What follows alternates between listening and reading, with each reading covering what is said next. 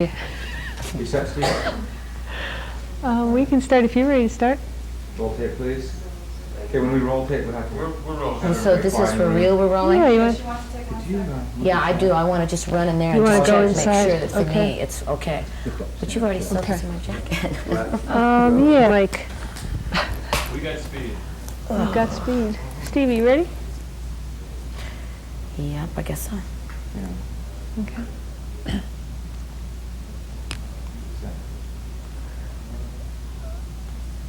We got. Are you picking up talk in the background, Bill? You okay? Everyone's going to be quiet.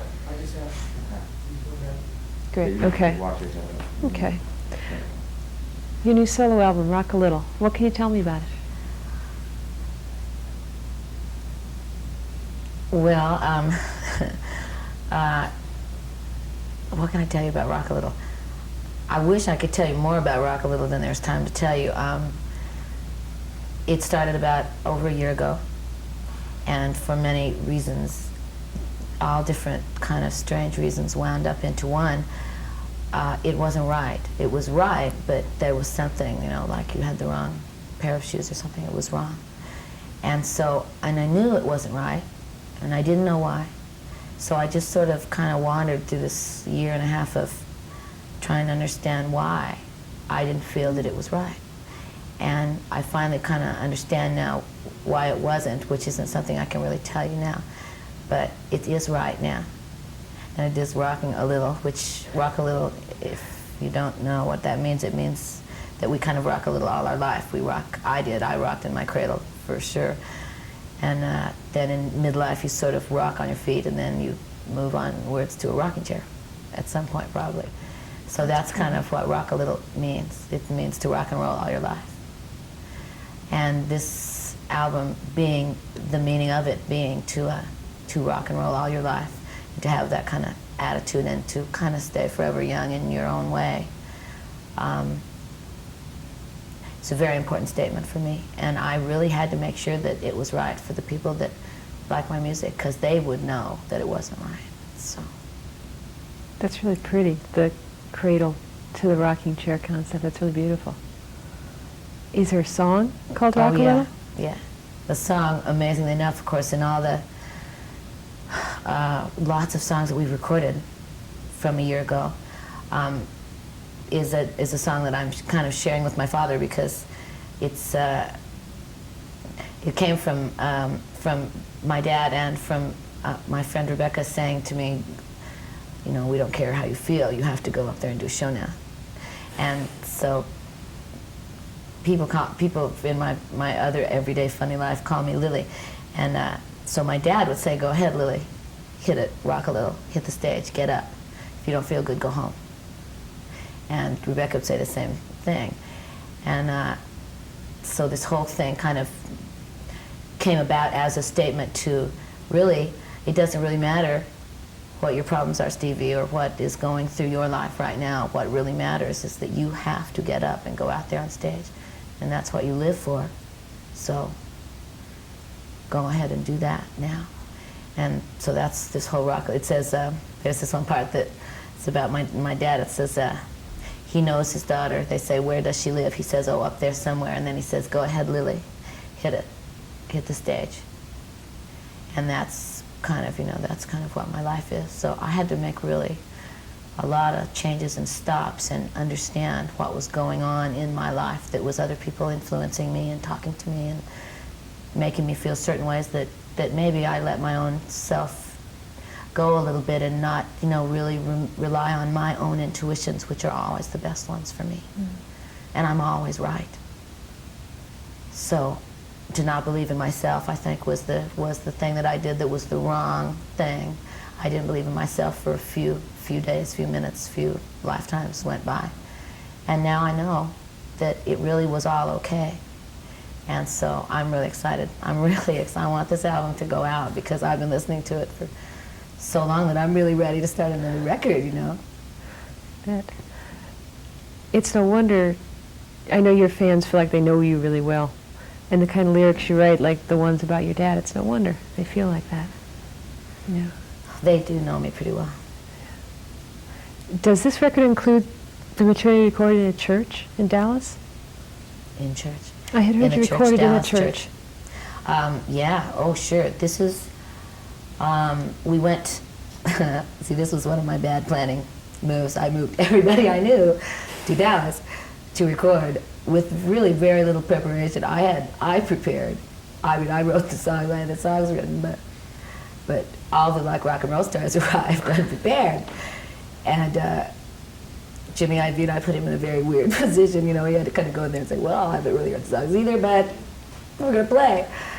And so we were there for about a month, and we ended up coming out with about 6 tracks. And so, I mean, we'll actually even probably more than 6, but about 6 that we can go back to, and that are really good.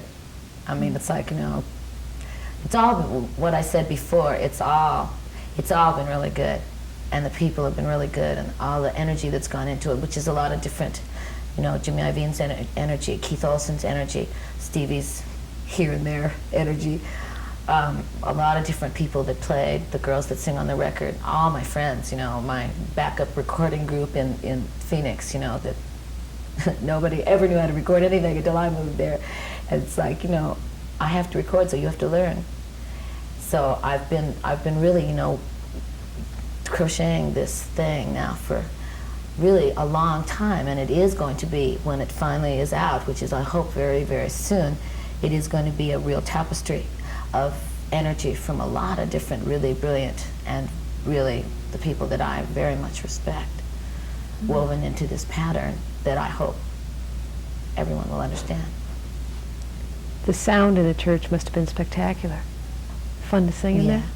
Yeah. Well, we got probably 6 or 8 tracks there, so yeah. And that was only in a week, because the rock and roll stars arrived and left in a week. So it was, you know, that was it. They were all kind of tracked live. Is it too soon to think about a video yet? Have you thought about it at all? Well, every time I write a song, or every time we record one, I think about the video to it, you know. I don't know. I mean, really, in all seriousness, honestly, you'd have to sit down yourself and listen and tell me what you think would be the single, because there's a lot of real different kind of songs that all could go that way, and then that would be a video, you know, because whatever is your single is your video. Sometimes I don't think that's really the best way, but it is for now, I guess. How about the tour? Are you going to try some different places this time? Well, we've played just about every place you could possibly play. I'm going to go to Europe, of course. I've been wanting, I mean, I just want to go, really, like today.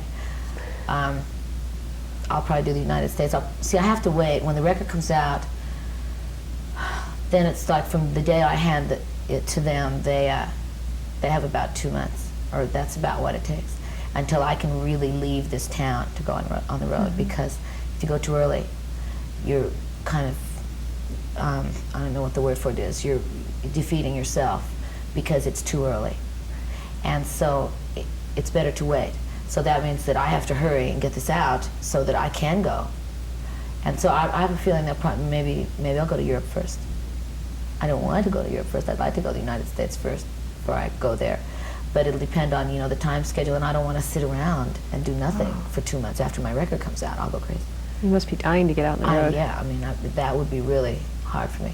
So, clubs. Do you ever get to do that anymore? Well, I wish. I would like to. I suppose it'd be impossible to pull it off, huh? Weddings, anything. Yeah. I was just saying to you before, it's been a really unusual year for women in rock and roll. You've been doing it a long time, but there's never been a surge like this. What do you think happened this year? Well, I think girls got lucky. In a man's world, I think girls got real lucky. And if the stars are with us all right now, everybody should really jump on it, because it's hard, you know, it's hard. I'm really lucky, because I had the amazing luck to be in a duet with a man, so he could talk and get us there, and then go to a established big-time rock and roll band like Fleetwood Mac, and just be in it all of a sudden. I mean, my life changed. The first concert, the next day, my life changed. I didn't have to, you know, to just be Stevie Nicks and be starting to do this and have to go through what all the girls that are doing it now, I really admire them because I didn't have my feelings hurt too many times, by outsiders at least. You know, I kind of kept my hurt feelings on the inside. And the outside people didn't get to me.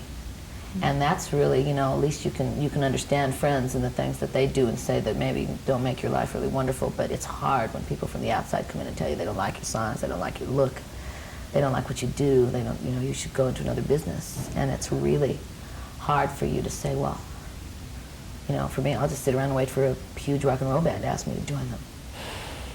That already has a lady in it. I mean, the odds of this happening are not that the odds don't exist. You know, so I'm really lucky. In past interviews, you had said in the beginning you were almost considered the little sister in Fleetwood Mac, and that it was hard for you to get considered seriously as a solo artist. Do you think that was the times, the 70s? No, Fleetwood Mac would be exactly the same today. I mean, I'm still that. But see, once again, now that I'm so in my ancient ways, now I know that I was very lucky to be the baby sister. You know, yeah, let Christine take all those hard knocks from me. She did. I didn't have to, you know, I mean, they kept a lot of that bad stuff that happens away from me. And so I didn't have to have my dreams kind of crushed and ruined, which happens here in this town, you know, because I was really protected. I was talking to Pat Benatar earlier today, and she said early on in her career, a record company executive said to her, "You don't think they're coming to hear you sing?" Somebody in her own record company, you know. It's a See, nobody ever said that to me because I was really protected. You think it'd be any different if you were starting out today? I don't know